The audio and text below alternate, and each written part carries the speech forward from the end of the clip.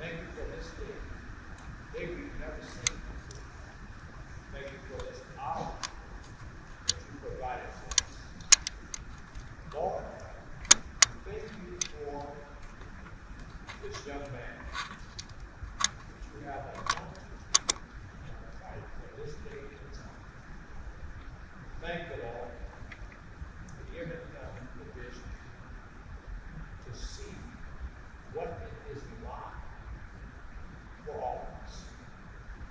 Thank you, Lord, for the city of South Bend.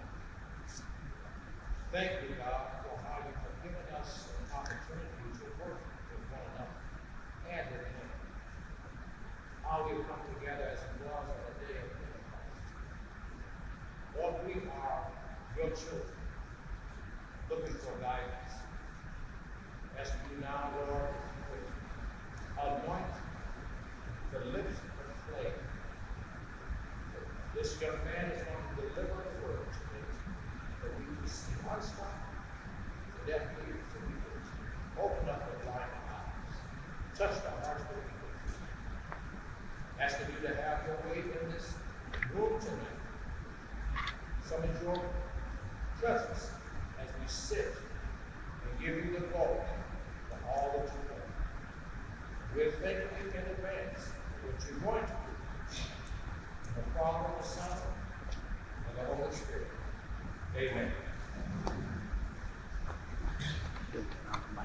Ladies and gentlemen, please stand as you are able to approach of the color of South Bend.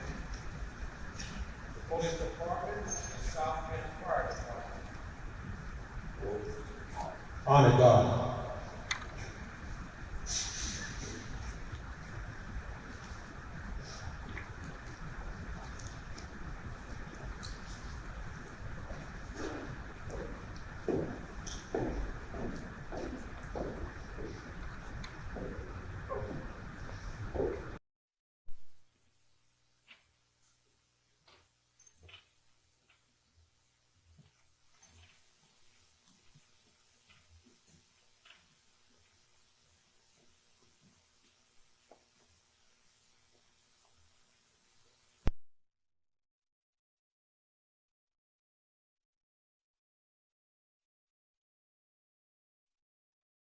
America, and to the republic for which it stands, one nation, under God, indivisible, with liberty and justice.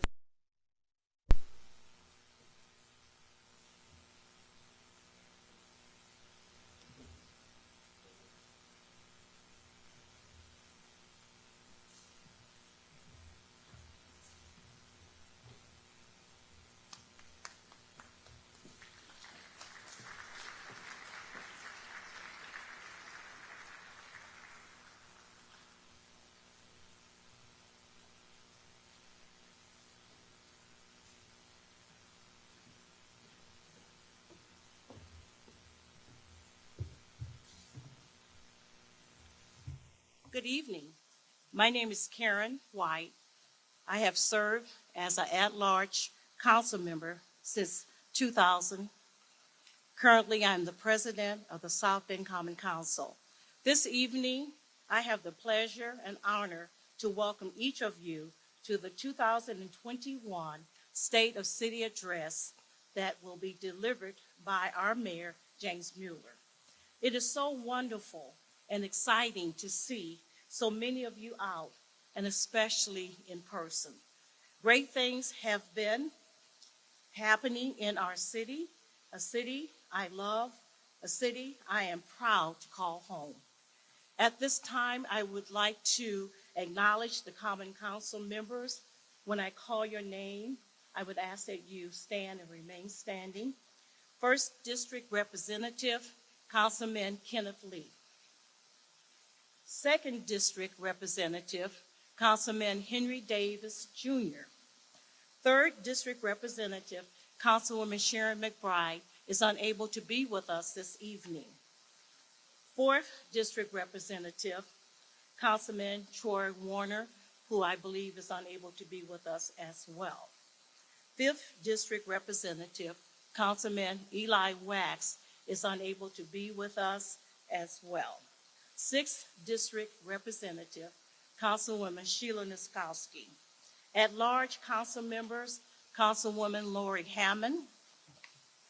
At-large council member, Councilwoman Rachel Thomas Morgan. In addition, I would like to recognize our city clerk, Clerk Don Jones. Would you please stand? If there are any other elected officials in the audience, I do ask that you stand at this time.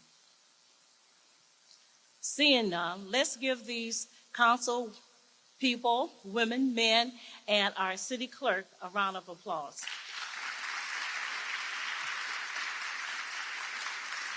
You may be seated. Mayor Mueller is our city's 33rd mayor. He was sworn into office on January the 1st, 2020. What a year 2020 was for our country, our world, and very much our very own city. In 2020, COVID-19 set the stage for what could be a year none of us would ever expected would last, and one that we should never forget, nor in fact should we. It closed businesses, took away jobs, homes, prohibited human interactions, and kept us in lockdown and fearful of the unknown. Keep in mind, this all began within weeks of the mayor taking his office. What a time to be a mayor.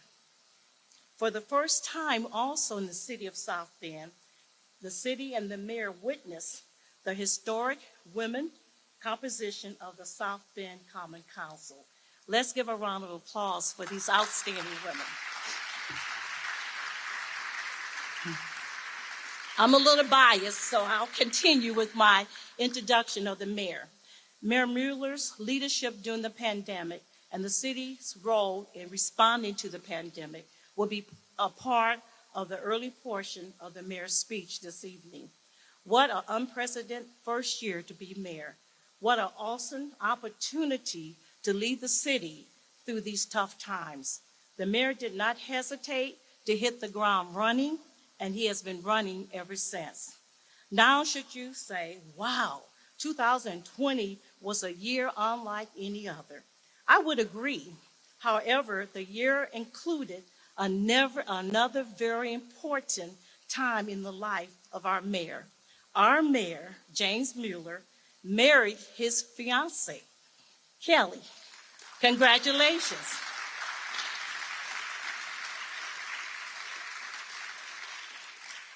When asked whether he would take time off for a honeymoon, his spokesperson said, it's budget time, and there's a council meeting on Monday night, so no time off. Who would have done that?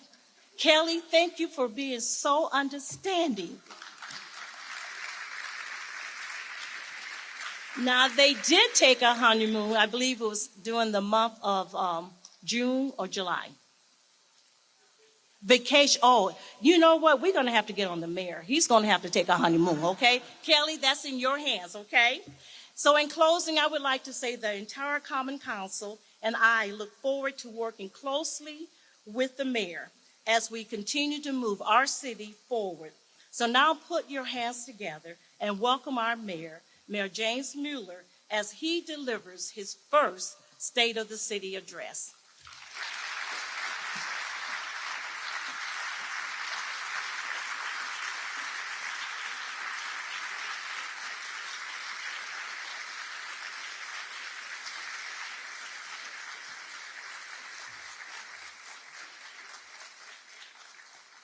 Thank you, and thank you, President White, for the kind introduction. Hopefully you haven't gotten me in too much trouble at home, but we'll find out soon enough, I guess. Good evening, South Bend. It's so wonderful to be back here in the Great Hall of the Century Center, able to gather once again and share the latest chapter in our story. When I took office here last January, I highlighted the need for our community to unite around a common purpose, one not realized yet in our long history, one of shared prosperity, establishing South Bend as a home where everyone can thrive. After many decades of decline since Studebaker closed its doors, we had finally turned the corner during the last decade. We entered this decade as a city on the rise, with renewed hope and ambition. We stood ready to build on our progress, take our growth to the next level, and make the long overdue systemic changes to empower everyone to thrive. Now, little did we know then that a microscopic virus was already spreading halfway around the world, and that virus would completely upend our lives for over a year. Our city is no stranger to adversity, and our resilience has prevailed once again. We have emerged stronger than ever, and today we have a once-in-a-generation opportunity to transform our community together and build the South Bend we all know we can be, a home where everyone can thrive. I'm proud of the way our city responded to the crisis during the past year. No one could have foreseen what would be in store for us. But during a year of extreme challenges, we adapted and learned our strength. We saw small businesses that make up the rich fabric of our community innovate to survive. Our neighbors stepped up to support each other, and we wore masks and sacrificed our social lives to protect one another. For a nation who values individual responsibility and liberty, we relearned that our destinies are in fact linked. We were reminded that we truly are all in this together. Even Congress set aside partisan bickering, albeit briefly, to provide critical resources to fight the virus and save our livelihoods. For many, there was also reflection about the purpose in life. With fresh perspective and renewed imagination, our future is being shaped in new ways, full of new possibilities. Thank you to our first responders and medical community who are on the front lines of our fight. We are forever grateful for your sacrifices. Thank you to our essential workers, from grocery store employees to postal workers to tradesmen and women, who kept the economy running while also dealing with the risk of being exposed to the virus. Thank you to those who adapted to working from home and helped slow the spread while also keeping the economy moving. Now, moving to the city team, I'm proud of these men and women who stepped up in so many ways to respond to the public health and economic emergencies that we faced. Our firefighters continue to provide the services we all rely upon to stay safe. EMS cared for and transported 423 COVID patients and thousands more under COVID precautions. Our public works employees in streets, wastewater, water, and other divisions continued their important work to ensure that we have the basic necessities that are so easy to take for granted. Our solid waste team picked up 70 million pounds of trash, 9 million more than that in 2019. Our utility team instituted a moratorium on shutoffs to ensure that our residents maintained access to safe drinking water despite the challenging economy.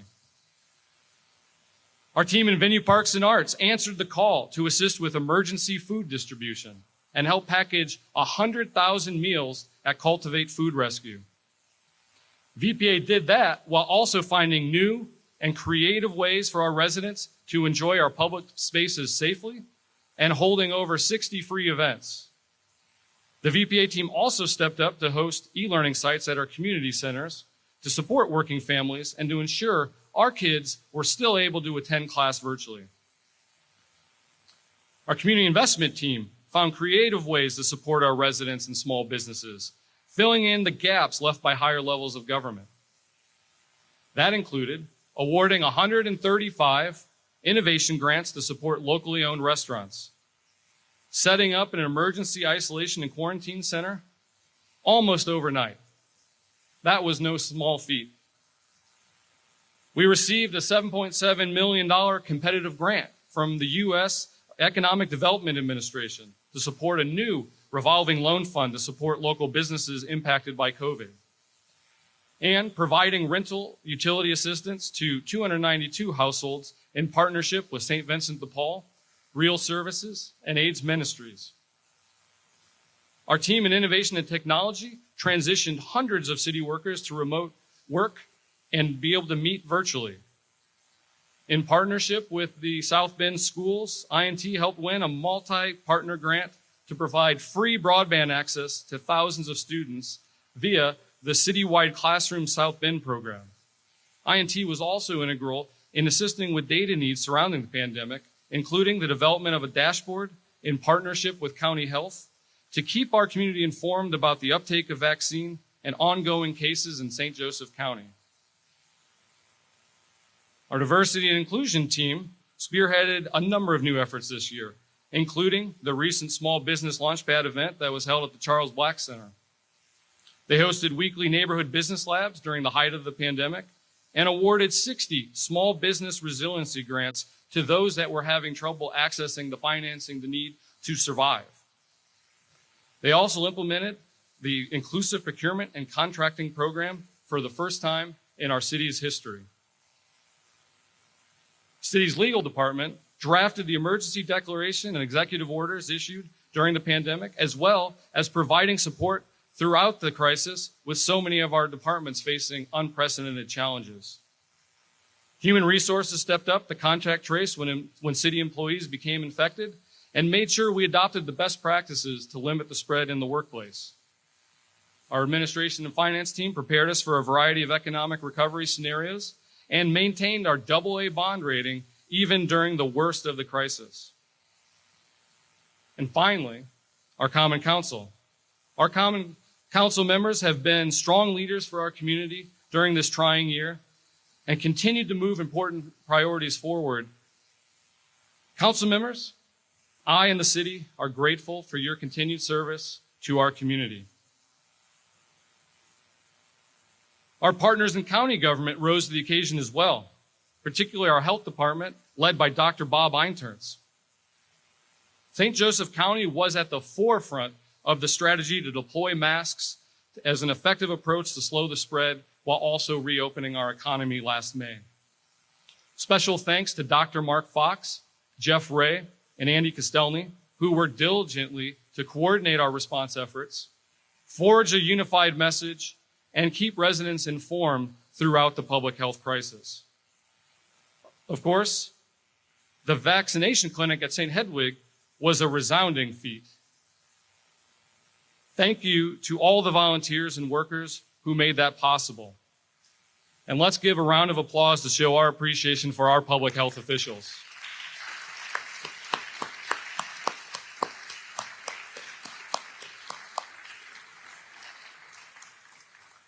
Maybe this can get me back in a little good graces here. I also want to acknowledge the efforts of my wife and your First Lady, Kelly.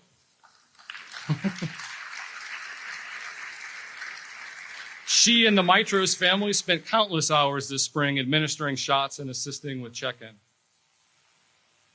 This past year may be one that many might like to forget. In our county alone, 568 of our neighbors lost their lives to COVID-19. They leave behind friends and families who will forever miss them. Many more still struggle to overcome chronic complications from this deadly virus.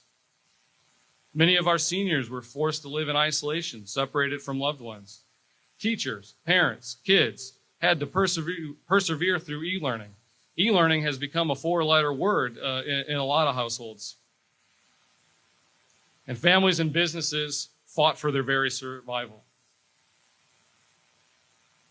But there can be no going back. We will not return to those dark days.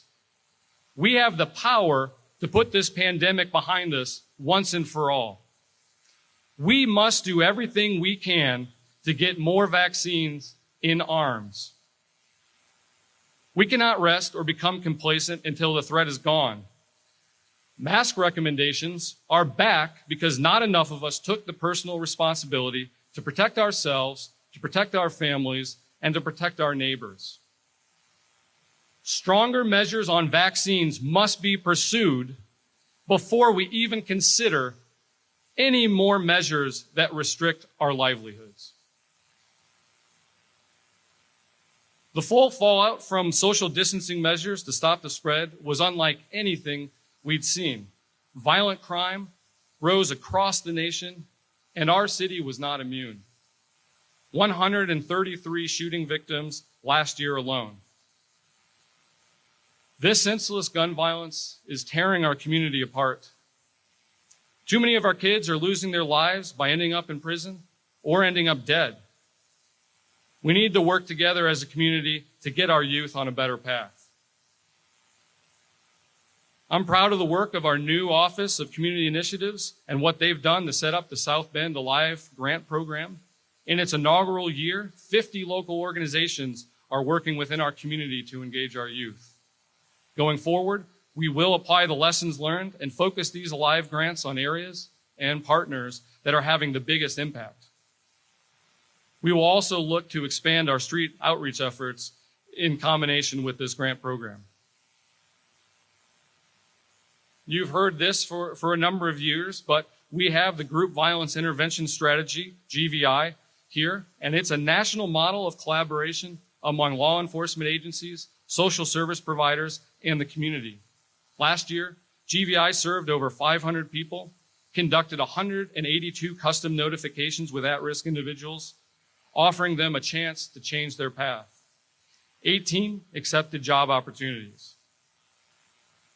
Our strategic focus unit is a part of that strategy and works to identify and apprehend the groups that account for the majority of violent acts throughout our city. In 2020, that unit made 158 arrests. There's always room to improve our GVI implementation, especially as we see shooting numbers spike here at home.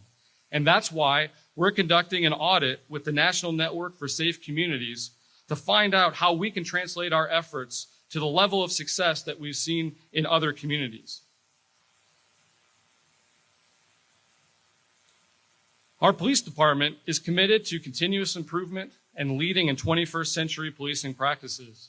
Our shared goal is a safe community for everyone.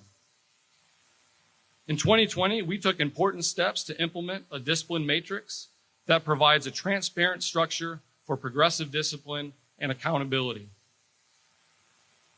SBPD also worked diligently with the Board of Public Safety, faith leaders, and community members on an updated use of force policy that carefully balances all interests and incorporates important elements from the community, including a prohibition on chokeholds and emphasizing deadly force as a last resort only.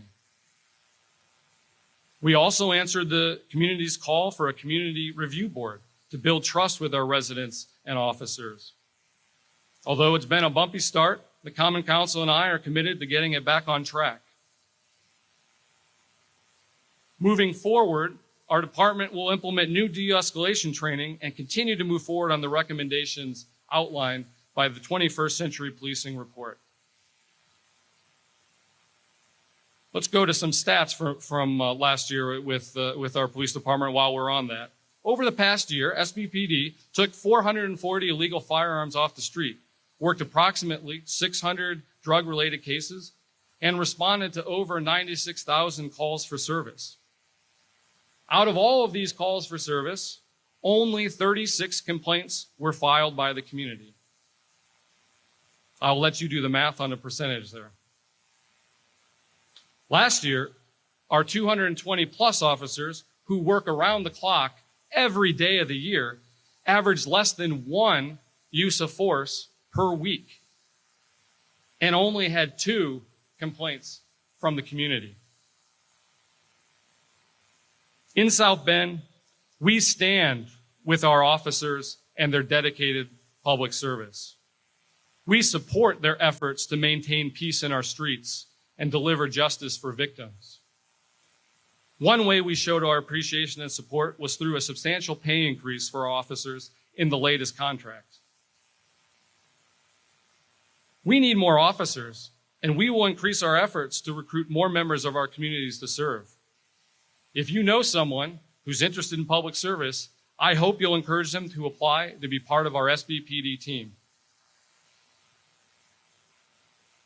Technology enhances our response and helps us solve crimes. As we look to expand the deployment of technologies like ShotSpotter, cameras, and license plate readers, more private-public partnerships will be critical to our success. Our partners in the county for public safety also need our support. We must provide competitive wages for our dispatchers who answer emergency calls and our prosecutors who work to keep shooters and violent offenders off of our streets. We cannot kick the can down the road any further. Our 911 center needs adequate resources to succeed. When a resident faces life or death and calls for help, we must answer and respond each and every time.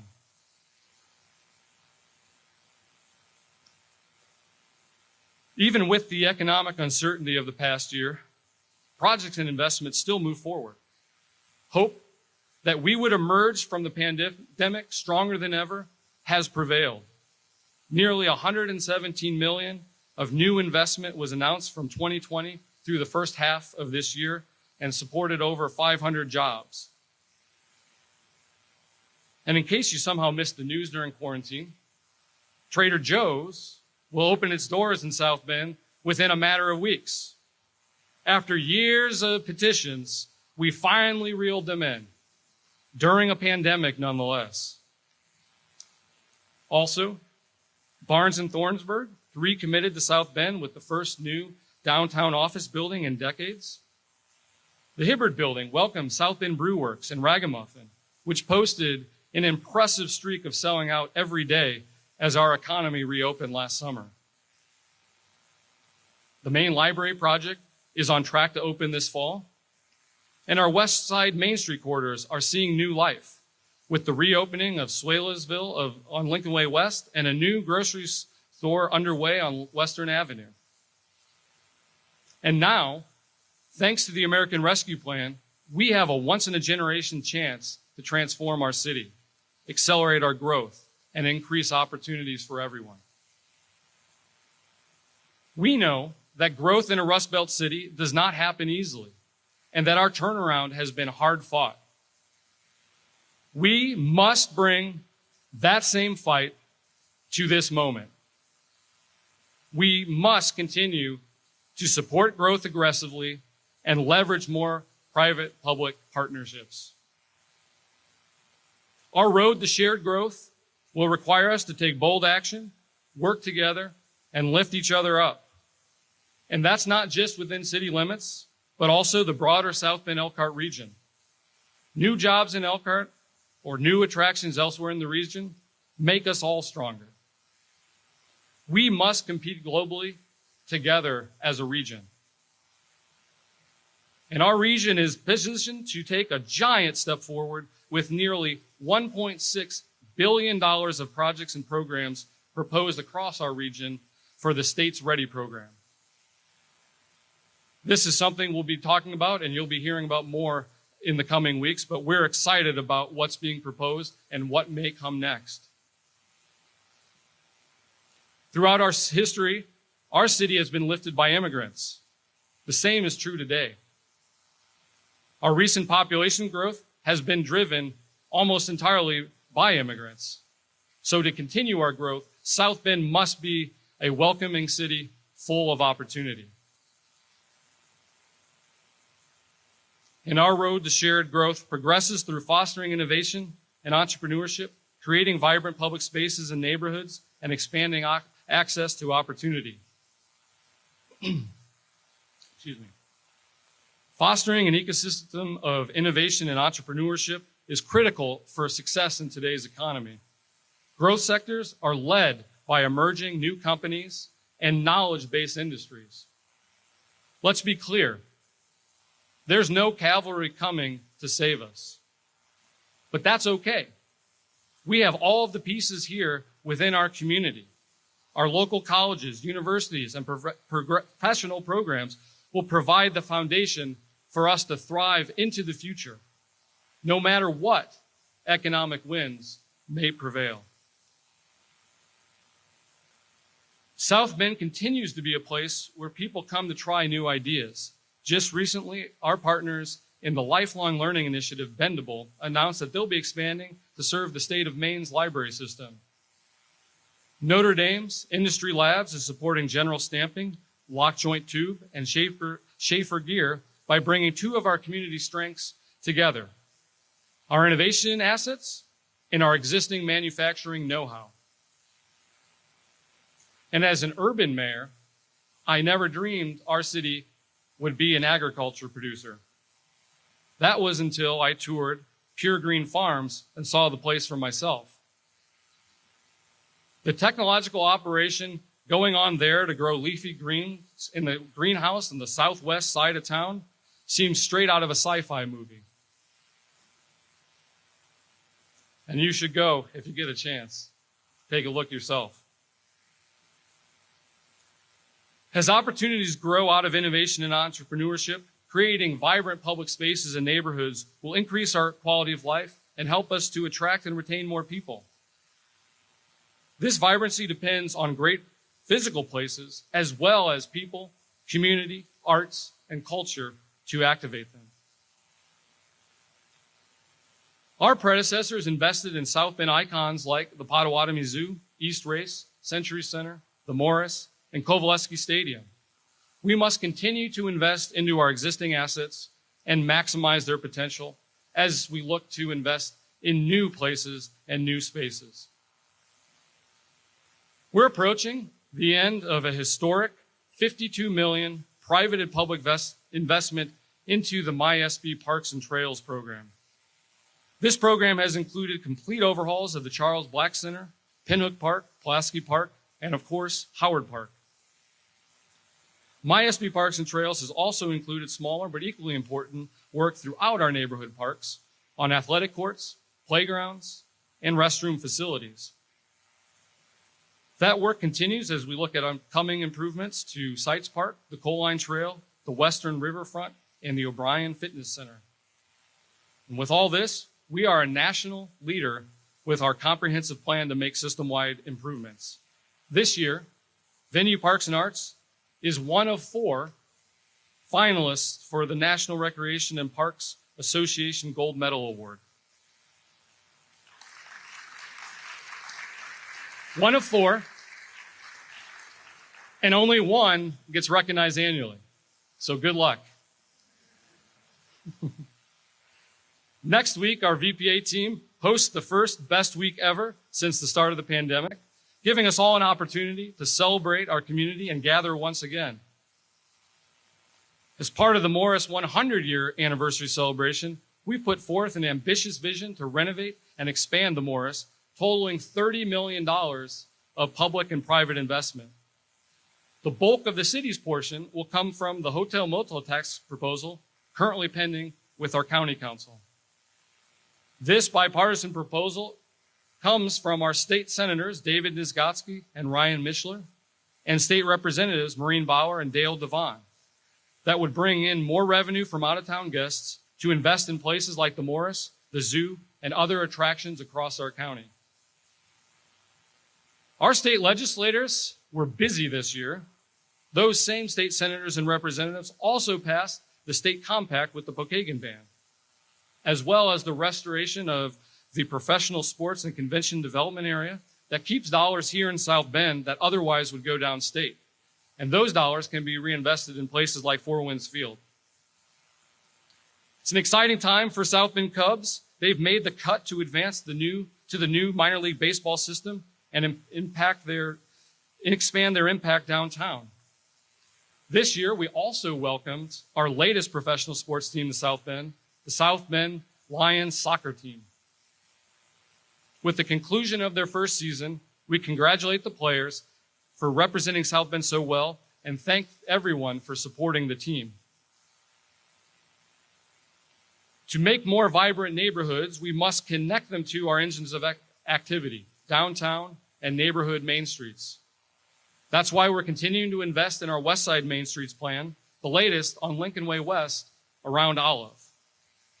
On the horizon are further investments in our neighborhood main streets across every part of town. We must also leverage our community assets in neighborhoods to activate them. One example of the work our engagement and economic empowerment team is doing is hosting a pop-up farmers market outdoors at Dr. Martin Luther King Jr. Center. These will be held on the first Sunday in the months of August, September, and October.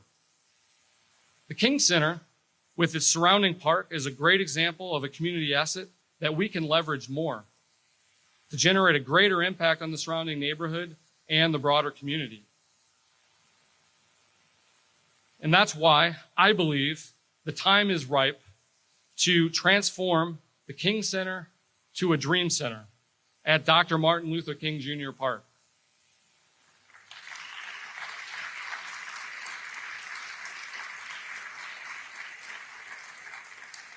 You haven't even heard what it's about, but okay. We can build a world-class, intergenerational community center, inspiring hope for us all. This is a concept that will be developed by the community and for the community. Resources may include small business incubation, educational opportunities, health resources, recreational activities, technology access, and creative programming. In tandem with the Dream Center's development, we are taking intentional steps to revitalize the Linden Avenue corridor. Deeper partnerships with community organizations will be critical to the programmatic success of this new center.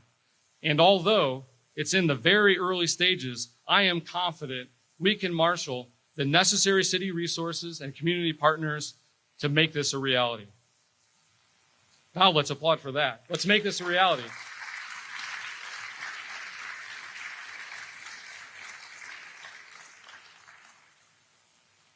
The path to shared prosperity requires that we address the wrongs of the past and ensure all residents have access to opportunity. As more has fallen to cities to address systemic issues, we depend on our great community partners to move the needle on some of our most challenging issues. Utilizing dollars from the American Rescue Plan and other funding sources, we plan to ramp up the development of safe, affordable housing here in South Bend.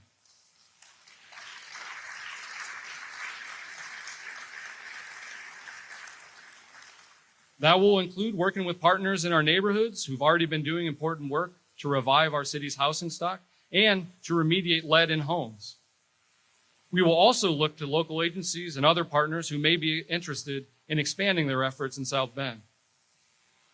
We're also encouraged by the South Bend Housing Authority's new leadership team, and we'll look to see how the city can help rebuild trust and turn the ship around after years of mismanagement, fraud, and corruption. We'll continue to develop additional permanent supportive housing units to assist our unsheltered neighbors, and we'll keep, all right. And we'll keep working with our county partners on the development of a gateway center that can help stabilize those who are chronically homeless. We're also working with our county partners to expand mental health facilities and services to meet the real need that exists in our community. With new funding from the American Rescue Plan and last year's referendum, our South Bend schools have the resources to attract and retain talent, improve academics, right-size the district, and enhance the cradle-to-career system, including the expansion of pre-K and the establishment of a career center.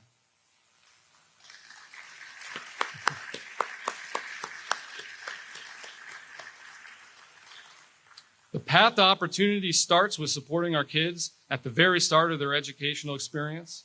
And over the next 3 years, the city will partner with the United Way of St. Joseph County and others to add more than 300 new seats for high-quality, affordable early childhood education here in South Bend.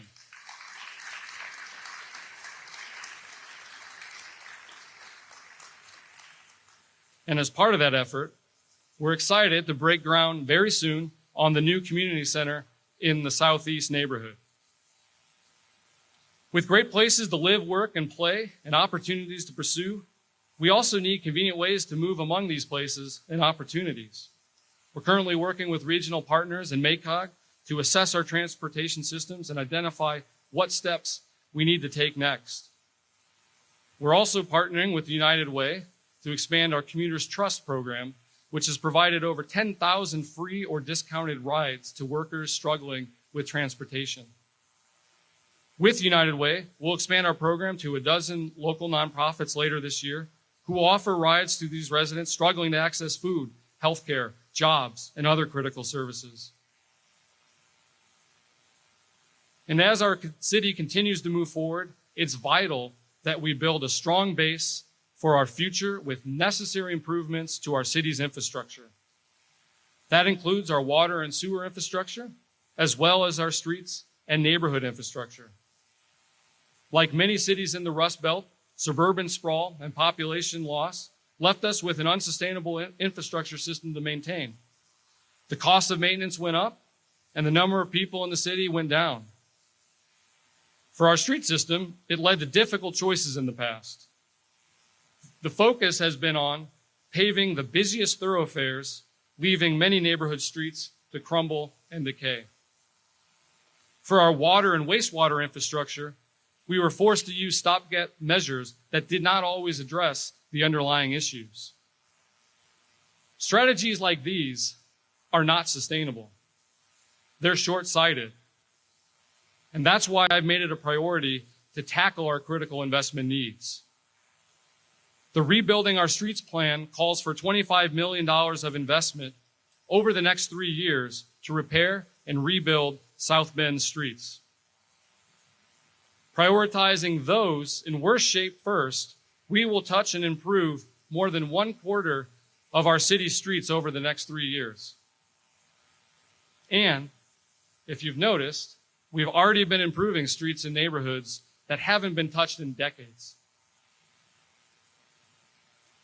There are also necessary capital investments in our water and wastewater systems to ensure reliable services for our residents.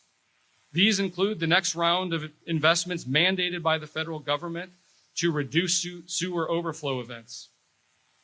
As our long-term control plan is renegotiated and finalized, we will continue to clean up the river while saving ratepayers hundreds of millions of dollars. We run a lean operation with lower rates than many of our peer cities. This has led to deferred investments in critical capital. The city team has proposed a comprehensive 5-year rate package that will provide the resources to make necessary improvements without a large jump in rates. Expanded relief for low-income residents will ensure our most vulnerable are protected. This rate package is a critical piece to our long-term success. Good governance requires a long view of how our actions impact our city's future. That's why we have the long-term plan to rebuild our streets, as well as this 5-year plan to fund and improve capital for our utilities. We will continue to develop these long-term sustainable plans that address our city's needs in an achievable and fiscally responsible way. Now, I believe that the rate and capital improvement plan our team filed with council is the best path forward for our city. It provides the funds necessary for our critical infrastructure while also preserving resources for higher impact investments in our neighborhoods. Unfortunately, there do not seem to be enough votes for it to pass through Common Council. I'm willing to compromise to make this happen.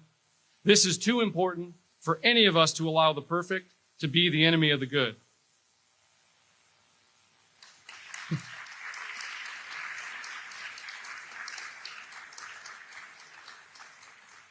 Now to my council colleagues, let's find the right compromise and get this done.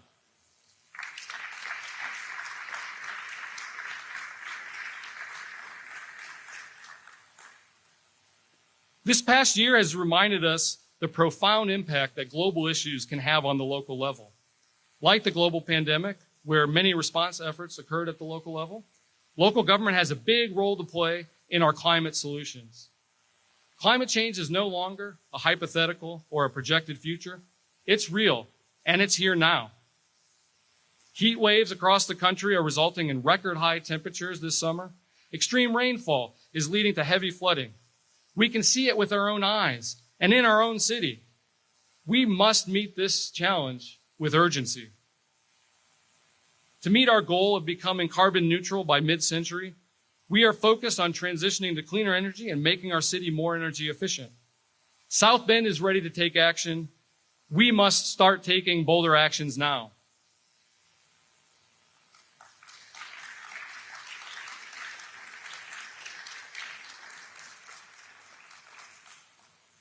Transitioning to cleaner energy means that solar power must become a growing part of South Bend's future.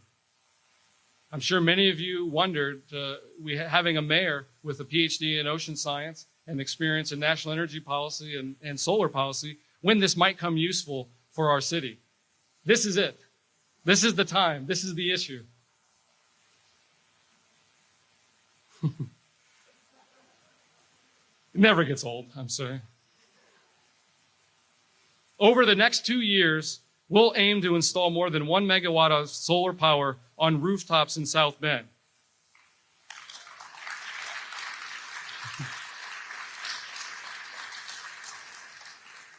For those of you asking what a megawatt means, that's 3,000 solar panels on rooftops here in South Bend.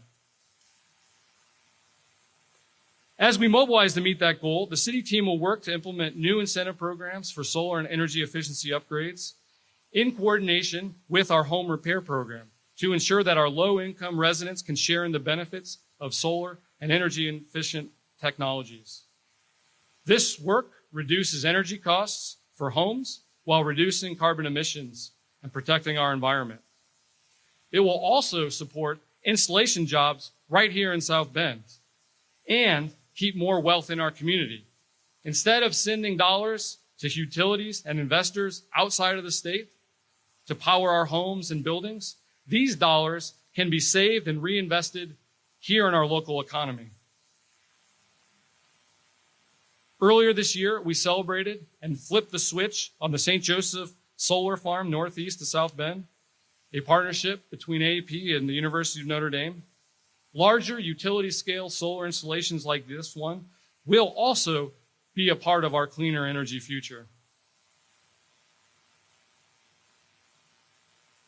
To achieve our ambitious goals, we must renew our focus on consensus-based governance, founded on compromise and empathy for our neighbors. We were all shocked and horrified by the killing of George Floyd and the insurrection at our Capitol. The future of our inclusive, pluralist democracy has been placed into question. Every generation must recommit to the promise of our democracy and to the advancement of racial justice. Over the past year, we have learned more about the racial and economic disparities that existed before the pandemic, as well as those disparities that have been exacerbated by the crisis. We are at a critical juncture in our city's and nation's history, and this moment is not unlike the one Dr. King, nearly 60 years ago, referred to as, quote, the fierce urgency of now. Now is the time for bold action, not half measures, and not playing it safe. It is an honor and a privilege to serve as your mayor during this moment in the history of our city. Let's unite around our common purpose and seize this once-in-a-generation opportunity to transform our community. Together, we will put the pandemic behind us once and for all. Together, we will ensure a safe community for everyone. Together, we will create more vibrant public spaces and neighborhoods. Together, we will build an inclusive economy with access to opportunity and shared growth. Together, we will confront the climate emergency. Together, we will advance racial justice. Together, we will make South Bend a home where everyone can thrive. May God bless our sworn officers and firefighters, and may God bless the city of South Bend. Thank you. Good night.